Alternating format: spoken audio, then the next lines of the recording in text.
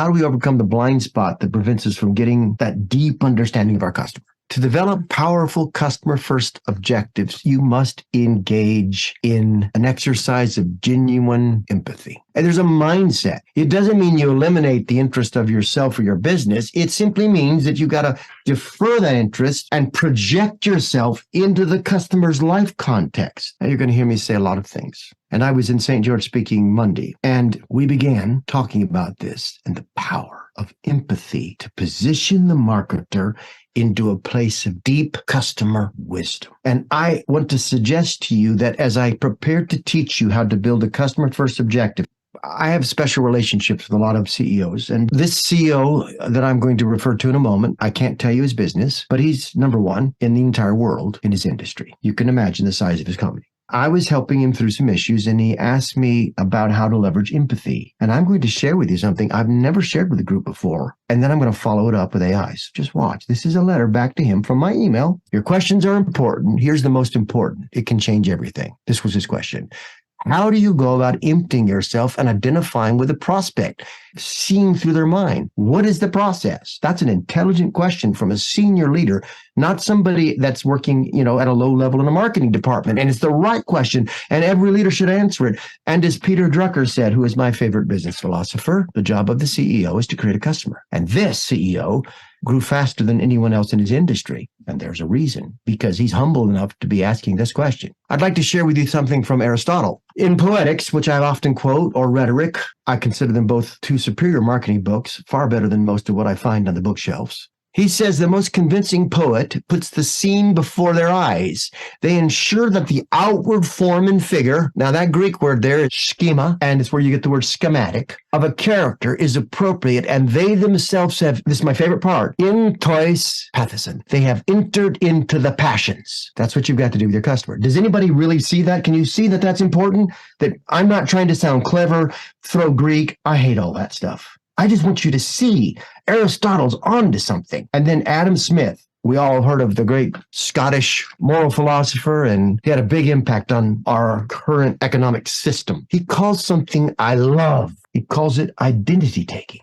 He says it entails a full entry into the other person's reality so that we become in some measure the same person. By the imagination, we place ourselves in our brother's situation. We conceive ourselves enduring all the same torments. We enter, as it were, into his body and become in some measure the same person with them, and thence form some idea of his sensations and even feel something which, though weaker in degree, is not altogether unlike him. Now, folks, Adam Smith wrote this a long time ago in one of his famous works. But what I want you to know is that this is not some blue text on a black screen that doesn't connect to your problem. Your problem right now, if you're not getting the results you want, is on this page right here in front of you. This is the problem. You can't think like the customer in your own context. You don't get into their brain until you get into their shoes. I want to say it again. You do not get into their brain until you get into their shoes. Kinesis. All right, let's keep going. This is a letter I wrote back to the CEO, and he did apply this and drove up revenue inside of his business and is on the verge right now of selling it.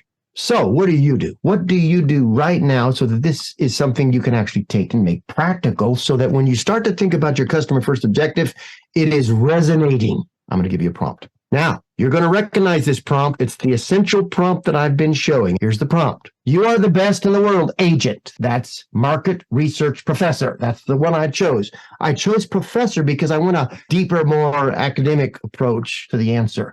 I'm working in this context. Now, this is for Teresa's work that is lifting people out of poverty all over the world. It says designing an offer for a new pet bed that is made from sustainable materials and that is crafted by artisans in developing nations. How many of you have been thinking about Teresa's business as we're using it as a pervasive case study? If you're not working on your funnel, we're going to help her build funnels. That way you can learn and apply it and change lives. All right, well, there it is, from a sustainable materials, and that is crafted by artisans in developing nations. It helps them escape poverty.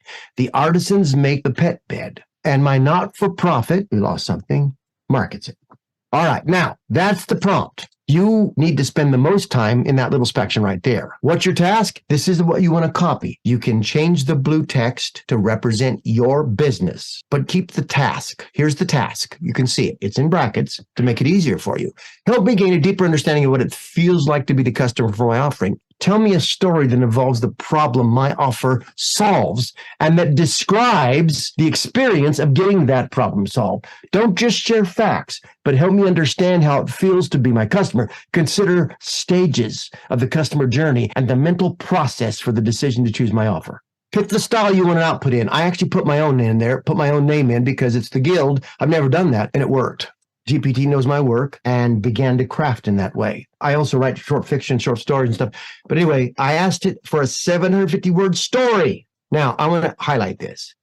I don't have this yet, but I want to promise all of you, and that's why I've highlighted it, that every time you add a good example, you really tend to improve the high probabilities of a much better reply from GPT. The rest of this is the standard part of the prompt. All we do is paste it and fill in the blanks.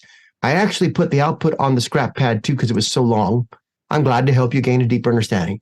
Listen to this story. I can't read it all, but in a quaint suburban neighborhood, Sarah sits on her porch sipping her morning coffee and pondering a problem that has been bothering her for weeks. Her beloved dog Max has been restless and irritable lately, refusing to sleep in his old worn-out pet bed. And on it goes. Sarah was passionate about sustainable living and supporting artisans in developing nations. She believed in the power of responsible consumption. Do you see what's going on here? Aristotle, meet GPT. That's what's going on here.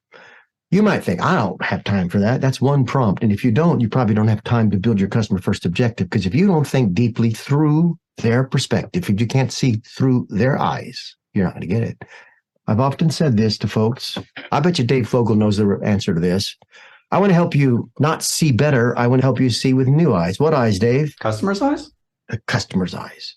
A lot of marketing materials want you to improve what you're doing. I don't want to improve what you're doing. I want you to do something different. You're getting incremental improvements on the wrong approach. So be radical. And the first move, if you want to be the kind of marketer that can actually transform results, change lives, help people, if you want to be that person, you got to get inside the customer's experience.